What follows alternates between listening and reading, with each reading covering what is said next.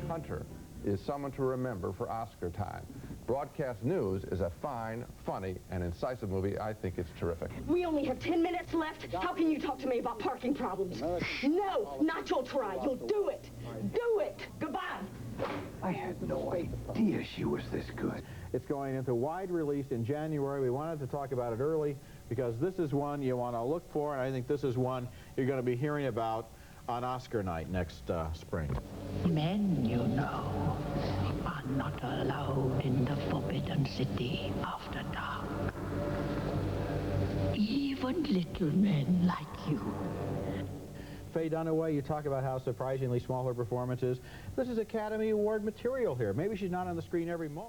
Well, 2 out of 3 is not that bad. And I thought we would hit them all because Faye Dunaway really did deserve one. You know, the funny thing, though, about predictions is after the event is over, nobody can remember what was predicted anyway. Well, that's why I'd rather pick the winners myself.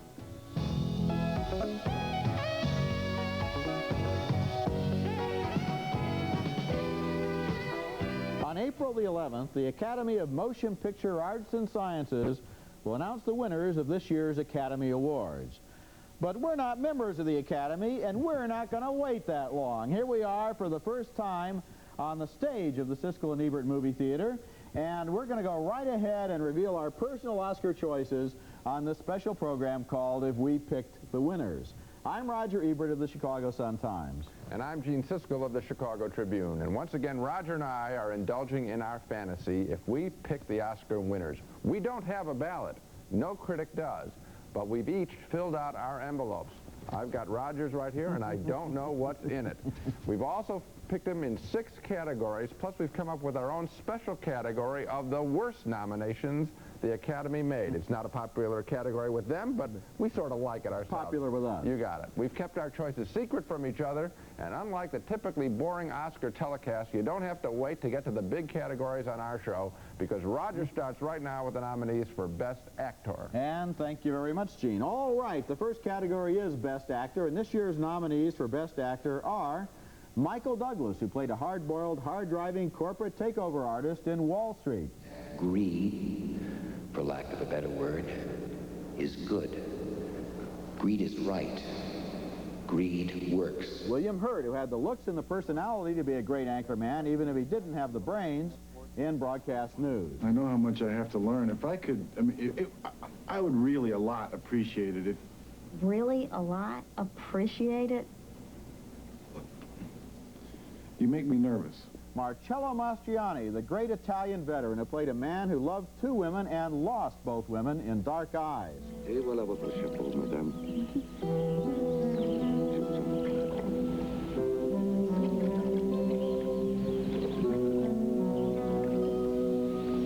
Jack Nicholson, who was a Skid Row bum haunted by guilt from his past in Ironweed. So get your asses gone.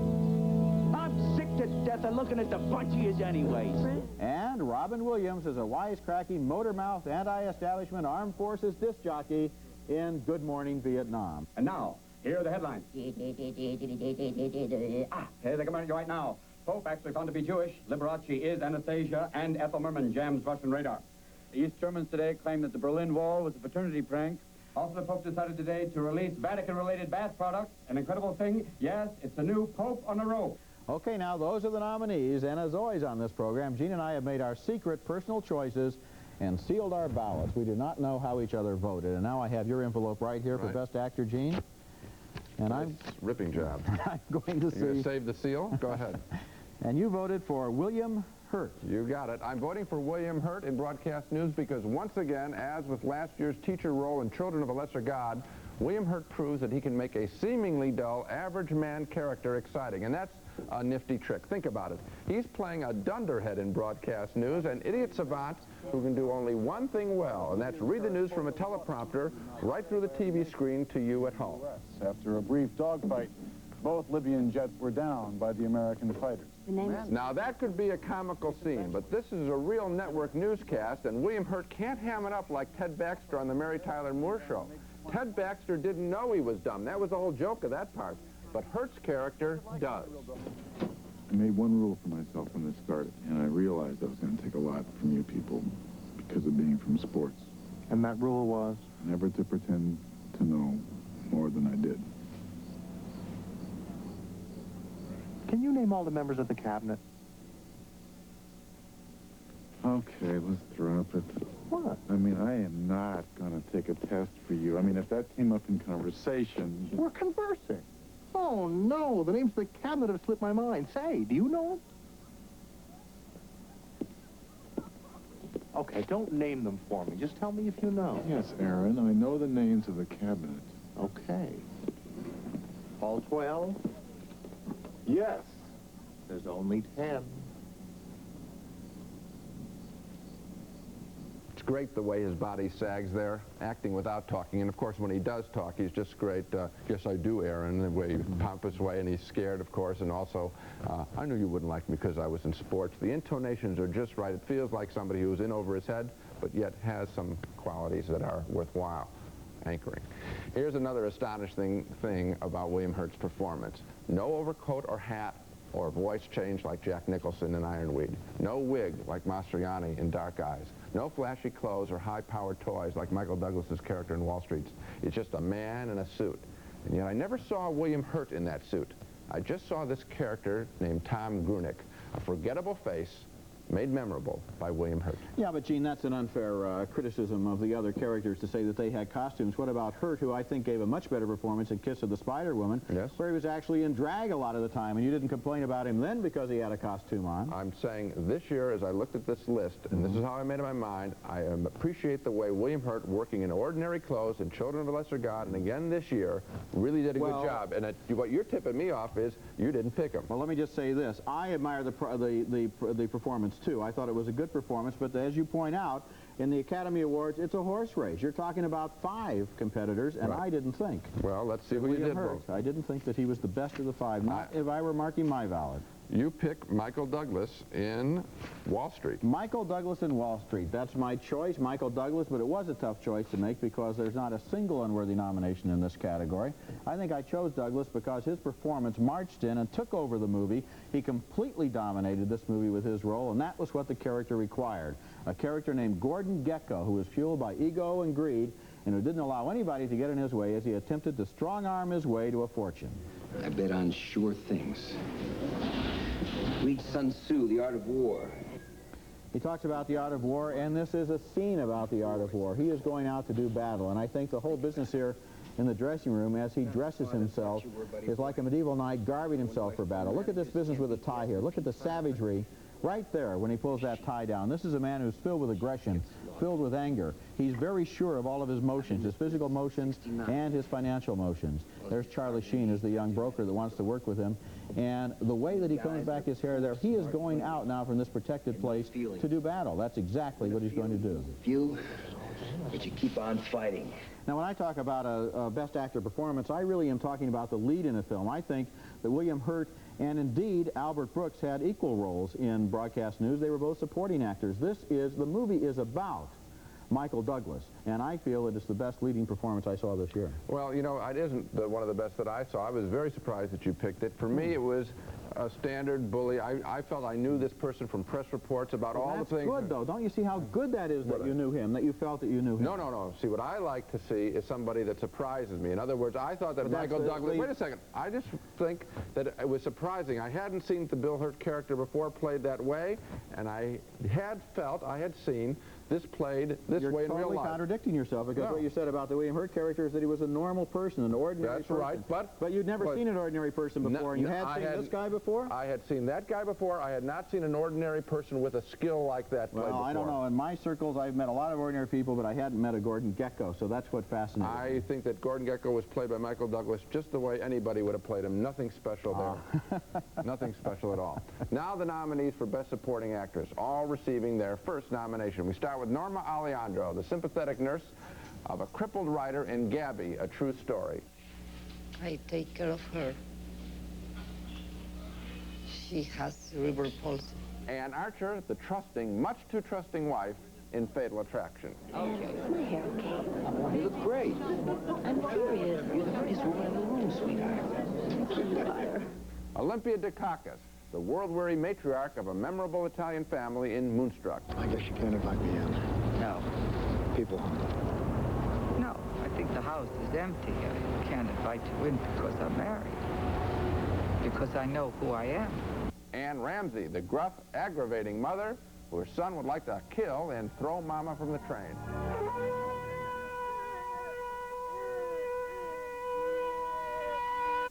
And Ann Southern, the longtime neighbor and friend of two old sisters in The Whales of August.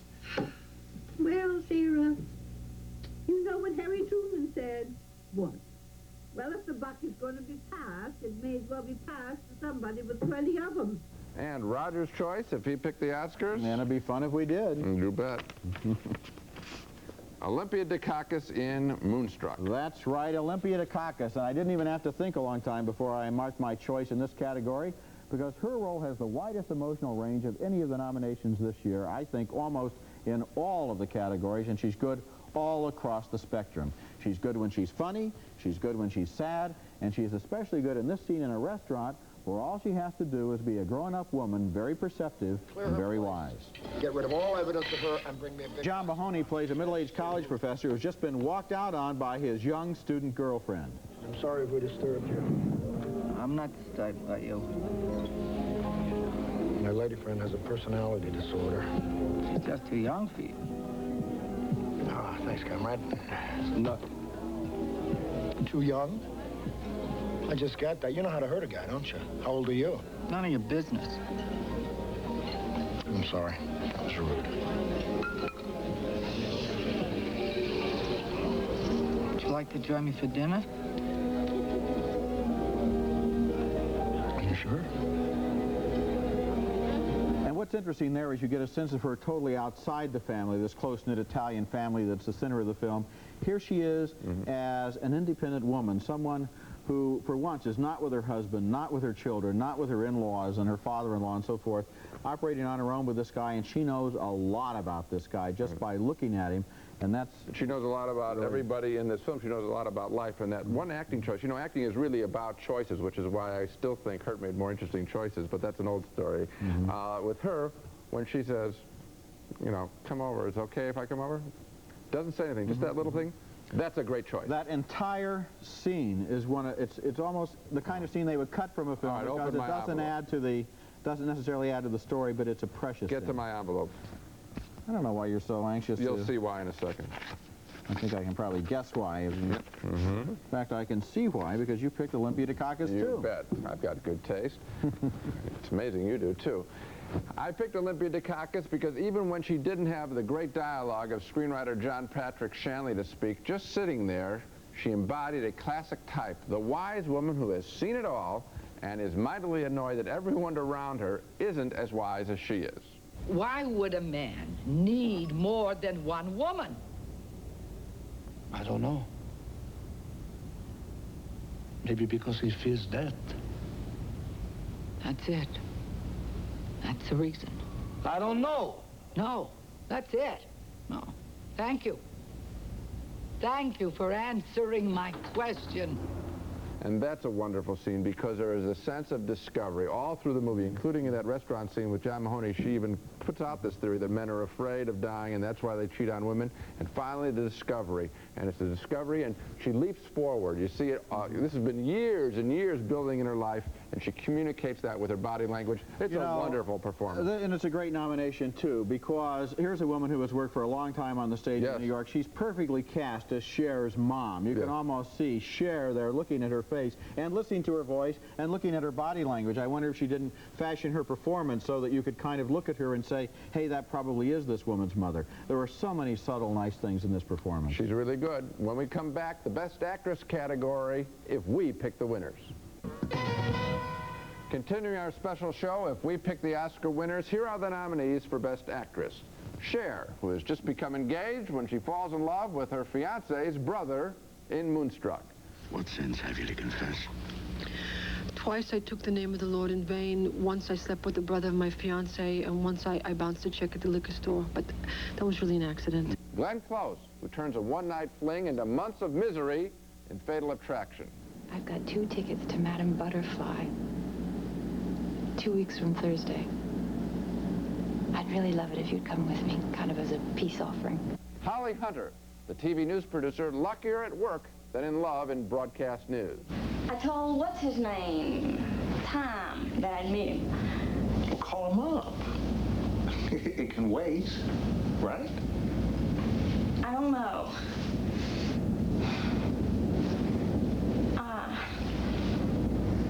I may be in love with him. Sally Kirkland playing a fading actress trying to make a comeback in Anna. Oh, the king's horses! Oh, the king's men! Could not put us together again! That's very, very good. Now, can we do this with a little more energy? And finally, Meryl Streep, an angry Depression-era alcoholic, barely surviving on memories of better times in Iron Week. I'm not a drunk and I'm not a whore, and I never let a man use me for money. You know, I went Dutch lots of times, and I would let them buy the drinks, but that's because it's a man's place to buy the drinks. And now we'll get to Roger's pick, if he were the voter.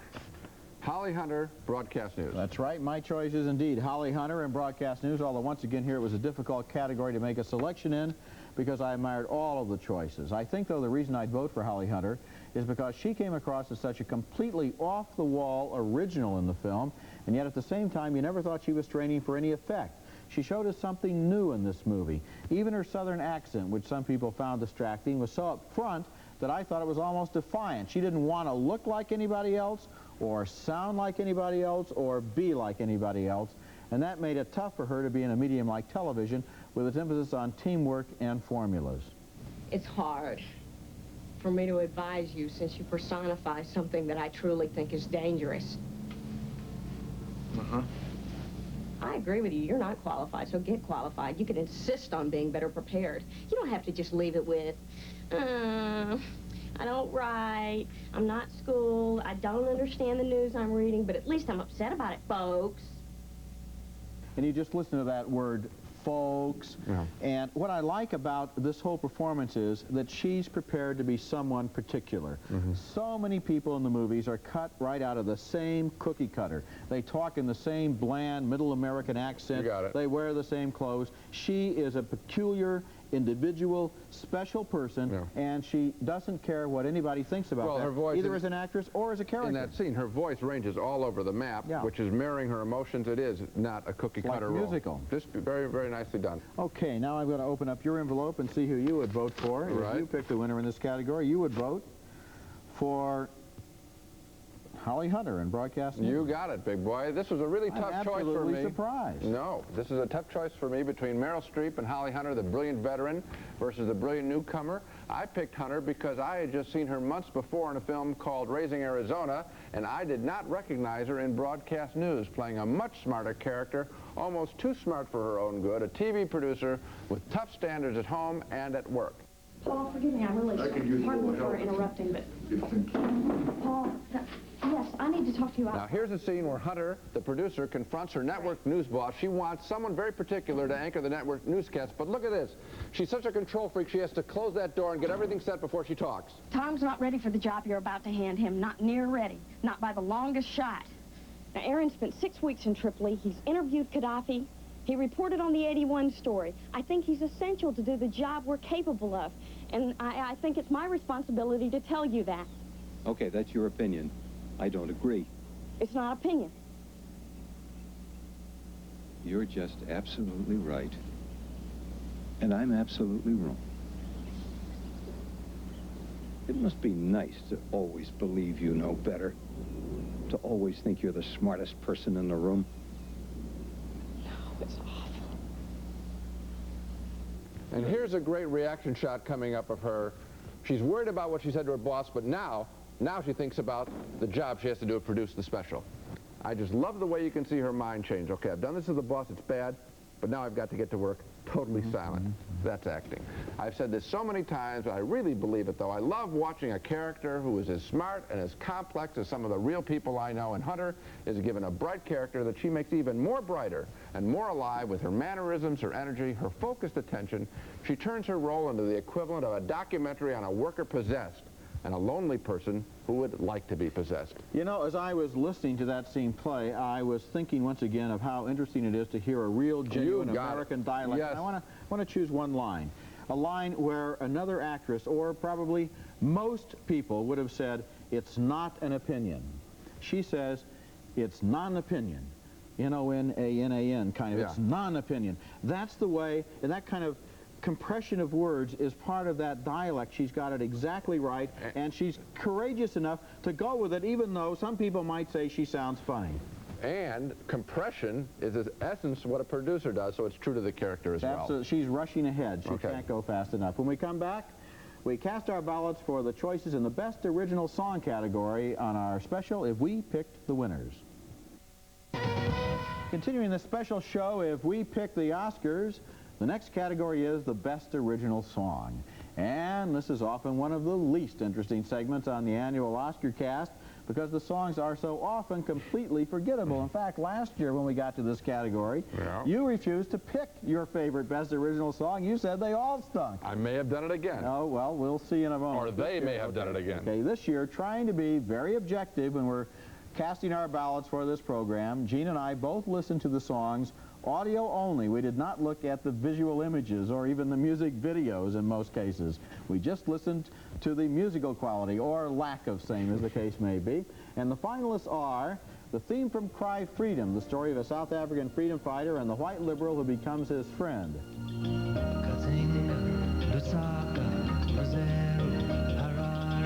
The children sing about the great ones who cry freedom for South Africa. I've had the time of my life from the big box office hit Dirty Dancing.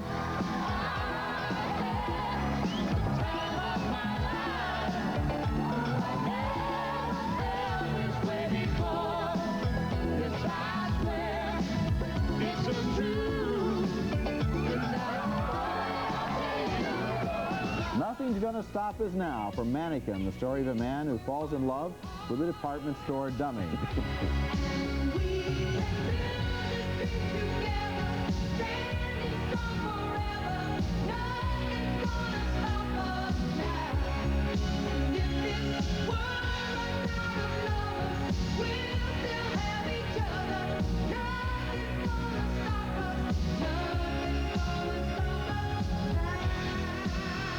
Shakedown from the Eddie Murphy Shoot 'em Up, Beverly Hills Cop 2.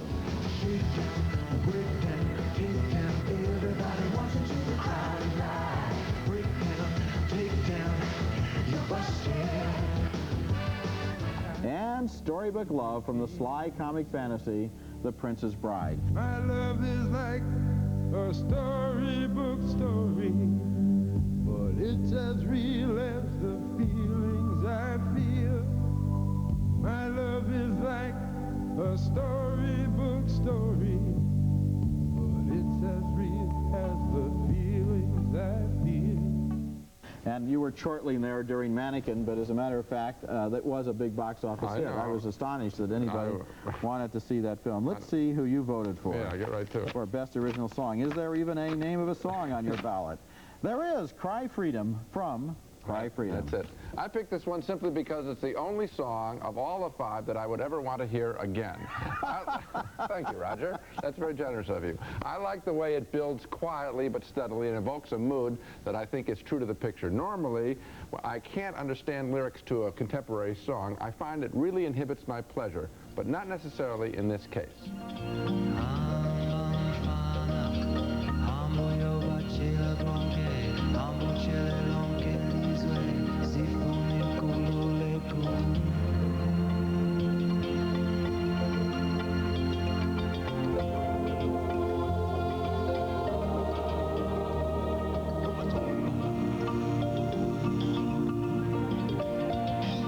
That song only plays over the end titles of the movie. I think they made a mistake. I think that theme should have been in the picture more often. This may not be in the class of Paul Simon's Graceland album, but it's close enough. I was moved by it. The rest of the nominees range from that awful ballad, Storybook Love from Princess Bride. I really had to laugh at its main lyric, my love, it's as real as the feelings I feel. Somebody got paid to write that?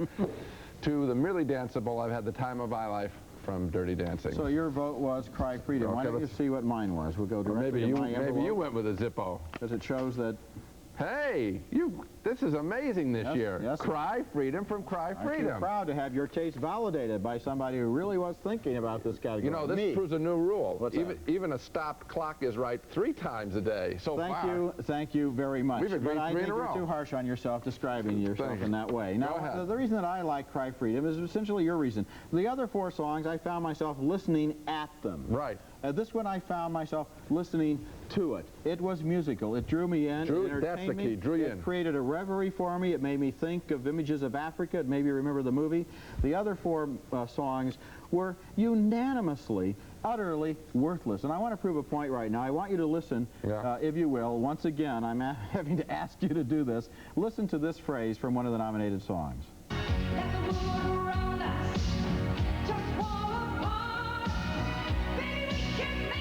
Enough. Okay, enough. Now, here's what I noticed in that song, and I notice it so often in music songs, in movie songs these days. The apparently synthesized percussion section in the foreground. Right. The beat is in the foreground. The lyrics and all of the other instruments are in the background. So what you're getting is this mechanical beat. And as I listened to a couple of these songs, it was so relentlessly mechanical from beginning to end, especially in the Bob Seger song, that you question whether a human drummer was even involved. It's like they turned up the knobs and then they're going right along with it. This isn't music, this is robotics. Well, actually, they're trying to do dance musicals. I mean, when I heard this song, the Dirty Dancing song is obviously the one that's gotten the most airplay. Yeah. I didn't remember which song this movie was. I thought this was the Dirty Dancing song. They sound so much alike. And so Cry Freedom is the only one that has any originality. Coming up next, our votes for the Best Supporting Actor, one of the most competitive categories, full of good performances this year. Returning now to if we pick the winners, the next category is Best Supporting Actor.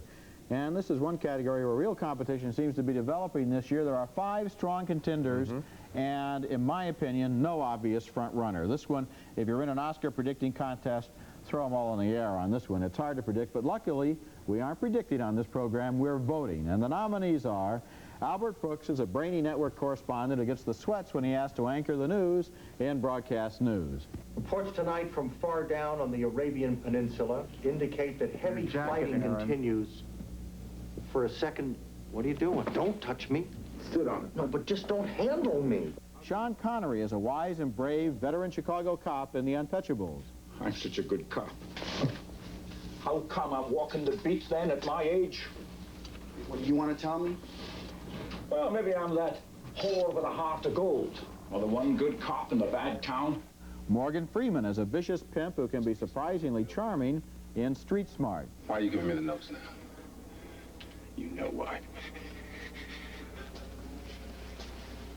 Vincent Gardenia as Sheriff's philandering philosophical father in Moonstruck. You'll have your eyes open for you, my friend. I have my eyes open. Oh, yeah? Well, stick around. Don't go on any long trips. I don't know what you mean. I know you don't. That's the point. I'll say no more. And Denzel Washington as a South African freedom fighter named Stephen Biko in Cry Freedom. And is it not true that the common factor with these people is that they have advocated violence against the South African government? The common factor with these people is that they have selflessly pushed forward the struggle of the black man. And those are the nominees, and I have no idea what is on this card. Well, it is a tough category. But now I know that it says Sean Connery in The Untouchables. Yeah, I'm picking Sean Connery because even though it is a truly supporting performance, he gives great weight and counterbalance to the squeaky clean Elliot Ness character played by Kevin Costner trying to catch Al Capone in The Untouchables. Here's the key scene in the movie where Connery, the tough street cop, tells young Ness, Kevin Costner, he's going to have to play by different rules if he wants to catch Al Capone. You said you wanted to know how to get Capone. Do you really want to get him? You see what I'm saying? What are you prepared to do? Everything within the law. And then what are you prepared to do?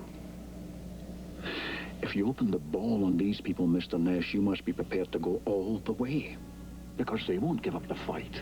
until one of you is dead. Now, I hope you were watching at the very end there, because Sean Connery was on the left side, the weak side of the screen. He was also farther back from Kevin Costner, right up in the front, and yet my eyes in that scene were on Sean Connery. And that character, a weary Irish cop making one last effort at doing his job well, is miles away from Connery's performance as suave James Bond, or even the rascal he played in The Man Who Would Be King. It's more like another world-weary character Connery played so well, the old Robin Hood opposite Audrey Hepburn in Robin and Marion. He's both tired and powerful in these roles, convincingly give us a full characterization that we're going to remember as much as we remember the movie. He's an underrated actor. I hope he wins. I would want him to win. Well, year in and year out, nobody is a better professional than Sean Connery. I agree with you. And he has given great performances, including this one. Okay. I agree with that, too. Okay. Let's see what happens. So let's see if his name is on the ballot then. I would like it to be Morgan Freeman in Street Smart. That's right, because in this category, that is, in my opinion, the best supporting actor performance. Morgan Freeman. My reason is very simple. Of all the performances in this category, he was the one that made the strongest and most vivid impression on me. He was not in a great movie, but he did give a great performance, and a performance with amazing range. I want to show two scenes from Street Smart to give an idea of the reach of his performance. Here he is on the street as a pimp, threatening anyone who would challenge his authority. And notice there that Christopher Reeve is jammed into that front seat with 3 other people. Here's the reporter who wanted to get a taste of street life, and now it's just almost too close for comfort. You try going into business for yourself, you be one dead hole. Oh, not my face, please. It's not your face, bitch, it's my face. Take it easy, yeah? Oh. Now, that is one of the most chilling and frightening moments I've seen in any movie, but here's the same actor, Morgan Freeman, at a chic Manhattan cocktail party, basking in the limelight as the star of a magazine profile. Hey, you know, I read in John's article that you have a condo in Maui. Oh, right. Yeah. Well, you know, you're not going to believe this, but you and I are neighbors. I ain't that a bitch. I think you can tell in a way just how good Morgan Freeman was just by the fact that he got nominated out of a movie that didn't get very much attention or very good reviews. Sometimes an actor comes along and simply commands our admiration, and I think that's what happened for me this time with Morgan Freeman. Well, actually, you know, it's the critics, and you were one of the first people to pick him as a good actor, and then I think the National Society of Film Critics. Every critics organization in the country has picked him as the best. I don't know if everyone has, but most of them have. And New York, Los Angeles, and National. Yeah, that's well, not bad. Yeah, and I think that so that's who spotted it, and I think that's a good case for the critics having some voice, and that's why we should be doing this show. He did a very good job in the film. I have to match it against Connery. Connery comes up a winner, but it's not a bad choice. This is the best category, the 5 best nominees of all of the categories. I think you're right about that. Coming up next, 2 of our favorite categories, the Best Picture of the Year and our personal choices for the year's 2 worst nominations. And now back again, the top prize this time, the nominees for Best Picture of the Year. And the nominees are Broadcast News, a love triangle set in the world of network television. I'll miss you, we'll talk, we'll always be friends, we'll get hot for each other every few years at dinner, and we'll never act on it. Okay? Fatal Attraction, the marital infidelity thriller that became a buzzword for the nation. It's over, Alex. It's all finished. I told Beth. She knows all about it. Hope and Glory, a child's wide-eyed, often humorously cockeyed view of England under siege in World War II. He just got fed up and decided it was time to have some fun.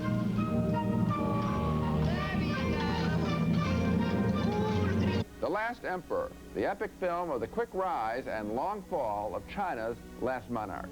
What are you all looking at? What are you standing there for? You always wanted to leave the Forbidden City. Now you've got an hour to pack, so go. Go! And finally, Moonstruck, the comic tale of love and treachery in New York's Little Italy. I can't marry you. What? If I marry you, my mother will die. What the hell are you talking about? We're engaged. Loretta, what are you talking I'm talking about a promise, okay? He proposed. Because my mother was dying, and now she's not. Oh, Johnny, you're 42 years old. She's still running your life.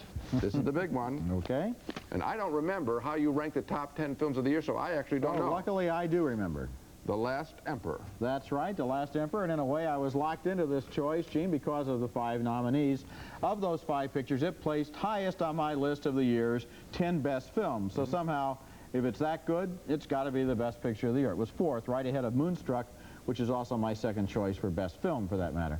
I thought The Last Emperor was one of the most unusual epics I'd ever seen, because in most epics, the story is about some kind of heroic figure who changes the course of history, somebody like Gandhi or Lawrence of Arabia.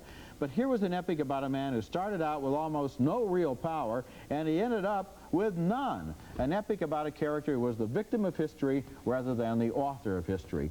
I admired that notion, and of course I was also impressed by the magnificence of this movie, the photography, the images of China's Forbidden City, the way director Bernardo Bertolucci was able to recreate so many different locations, from an imperial court to a political prison. This is John Lone now, playing the Emperor as a young man. He has finally been allowed out of the Forbidden City, but of course he has no real power. He and his court live in exile in a kind of strange copy of European sophistication. Am I blue? You be too.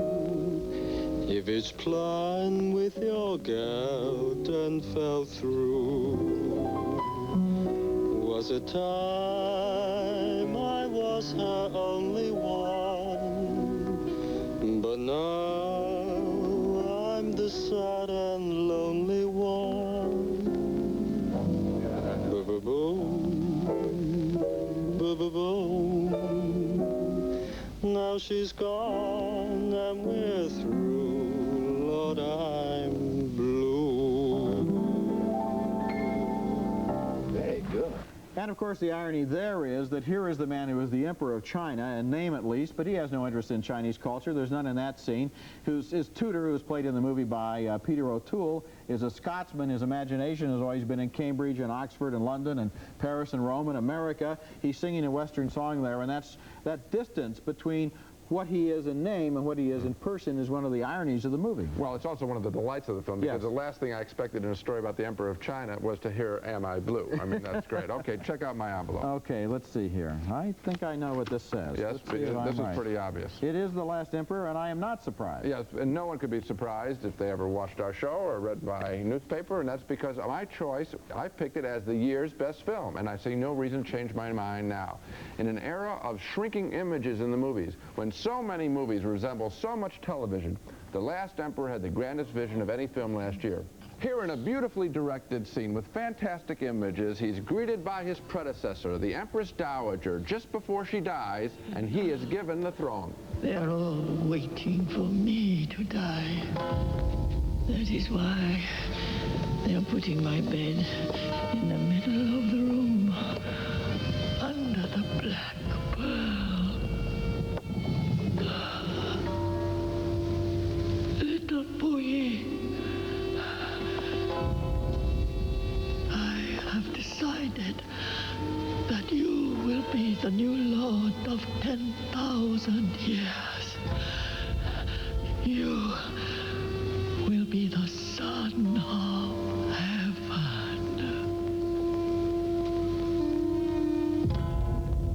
I was fascinated by that stiff hair on the Emperor Dowager as much as that little boy was. The way that Bertolucci, the director, moves that camera in and back, I am just being controlled by him and seeing wondrous sights. I couldn't take my eyes off this picture. I found myself constantly looking about the whole frame of the film, finding objects and sights that dazzled me, while at the same time being drawn into a very human story about a person gaining more wisdom the more his life became simplified. Oh, how I wish more directors had the courage to tackle projects as fascinating as this one. The Last Emperor, directed by Bernardo Bertolucci. Now, I'm happy that we both picked this as what we think is the best film nominated this year, because there's a strange situation going on here. This was a Columbia production. It was produced when a man named David Putnam ran that studio. Yes. He has since been deposed and sent back to England, and the studio is not behind this film. It got more Oscar nominations than any other movie this year, but after the nominations were announced, they did not move it out into a wide release, which is traditional. I imagine that if it wins the Best Picture Oscar, there'll be no way for them to avoid admitting that they've got a hit on their hands. Well, what I hope is that they get it into small towns, because you and I have both heard stories that this film is not playing in small towns across America because they don't believe, Columbia Pictures doesn't believe, that small town people will get it. And boy, are they wrong. I believe that anybody who likes good movies would get this film. Coming up next, Gene and I have each looked over the nominations list, and we're going to give you our picks for the worst, most undeserved, lousiest nominations that we have found there. Show. We've created a category all of our own in response to some of the most incomprehensible nominations the Academy seems to come up with year after year. So now a little drum roll, please. Our picks of the worst nominations this year. And Roger, I believe you have my envelope. I do. You think that the worst Oscar nomination in the major categories, I didn't play around with small stuff. The major categories, no small stuff, this year is Ann Sothern in The Whales of August. You got it. Nomination. You got it. Here's a case of the Academy simply honoring a very likable personality and an actress for a nothing role. This is one of those thank you for your career nominations tinged with empathy for surviving these many years. Ann Sothern plays the friend and neighbor of Lillian Gish and Betty Davis, the quarreling sisters in The Whales of August. But she's given nothing to do or say in this part and does not affect the principal characters in any way. Your cottage is on my way home. May I have the pleasure of escorting you? My last cavalier. Look, I enjoyed the Ann Sothern show on TV when I was a kid. I actually watched it quite regularly with my family, and I have affection for her on that basis. Maybe she deserves some kind of award for that, but not for this film, not for this role, not for this performance, which is just a walk-on and walk-off. I agree with you, Gene. If you think of some of the nominations and supporting roles this year that could have been nominated, this is not one of the 5 best. For example, what about Ellen Barkin in The Big Easy? Oh, yeah. Now, there was a performance. Yeah. I agree with what you say about Ann Sothern. And there's even talk that she may win out of a sympathy vote, and if she does, I'm going to kick over my set, because if they don't give it to Dukakis, they give it to Ann Sothern. This whole Academy doesn't deserve to be called an Academy. Okay, well, why don't you look on my envelope there, because it may give you something else to talk about when you're kicking over your set, yes. Well, this will actually happen after I kick over my set, because you've won to the big category, Best Picture, and you don't like the fact that Fatal Attraction was nominated. That's right. That's my nomination for the year's worst nomination. There is no way that this movie belongs on a list of the best films of the year, and I say that even though I was scared by Fatal Attraction and entertained by it, and I even admired perhaps the first 75% of the film. In fact, it's because I had respect for so much of this movie that I felt so betrayed by the ending. The Glenn Close character, most people have seen the film by now, in Fatal Attraction, is one of the most interesting, complicated characters in any recent thriller. So where's your wife? Where's my wife? My wife is in the country with her parents visiting the weekend. And you're here with a strange girl being a naughty boy. So there you get a taste of why this character was so interesting and why Glenn Close probably did deserve her nomination for Best Actress for playing that character. She is a complicated and real human being in the first part of this movie. She is a woman with problems. She's sick. She's mentally ill. She needs to be treated with respect and concern on that level. And that's why I was so frustrated at the end of the movie when she's treated in the way that she is, when she's turned into a cheap trick, a travesty out of Friday the 13th. Maybe she's dead. Maybe she isn't. She jumps out of the bathtub. She's got the knife. Come on. I know. This isn't fair. Well, I like the picture more than you did. It did not make my top 10 list, so it wouldn't make my top 5 list. I'll name a picture that you picked as best film of the year, which was much better, House of Games. My number 2 pick of the year was Stanley Kubrick's Full Metal Jacket. These are films with the original vision. And I could keep going. Barfly, Shy People. Okay. I could make a whole list of movies that belonged on way ahead. This doesn't anger me as much as Ann Sothern, but you have a point to be made, and I'm glad you made it. We'll be back with more of our special in just a minute. Okay, now that we've marked our ballots and selected our personal Oscar winners and a couple of losers too, I have one question that I'd like to ask you, a final question. On the night that the Oscars are given out, April the 11th, who, if they won, would move you most emotionally, most deeply? Which one would you care about the most? I don't think this person is going to win, but and I'm not sure that they deserve to win, because James Brooks wrote a great script for broadcast news, but there's someone else who wrote a great script, and if they won, it would surprise, delight me, and I would take my foot out of the set that I just put it through for Ann Sothern. I'd pull it out and try and get an electrician, because I would want to see the name of John Patrick Shanley announced as Best Original Screenplay Writer for Moonstruck, a film that is so beautifully written that a lot of character actors, as well as the fine ones that were selected, could have played it that well. It's that great a film. I'm rooting for John Patrick Shanley. How about you? I've got a tie. I've got a couple of people in 2 different categories that would really move me. First of all, and I don't expect this, but if Sally Kirkland were to win, for Anna, that would really be emotional for me. Here is somebody who has paid her dues for 20 years, who finally got a good break in this movie, and who did a great job. And that would be emotionally very moving. Also, if Morgan Freeman won for Street Smart, because here's somebody in what looked like an exploitation picture in a role that presumably had very little to offer, and out of that he made an Academy Award performance. So those two would both perhaps bring just the beginning of a little tear to my eye. Well, you know what this is all about? As much as we knocked that show, and we knocked the choices and all that, we still like part of it. There's a certain amount of suspense when they give out those Oscars. So we'll be watching along with you on April 11th, and until then, the envelopes are sealed and the balcony is closed.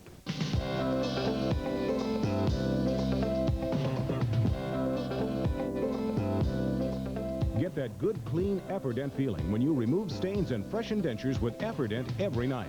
After work or after workout, Daisy Turbo Spa combines powerful water massage and tingling aeration to turn your tub into a personal whirlpool. Wrinkle-free brand fabric relaxant removes wrinkles from clothing without ironing. Wrinkle-free, the little iron in a can. Tappan SureCook Space Saver Microwave is perfect for kitchens where space is at a premium. Tappan Touch solid state controls, automatic temperature probe, and wood grain decor. Furnished by Tappan.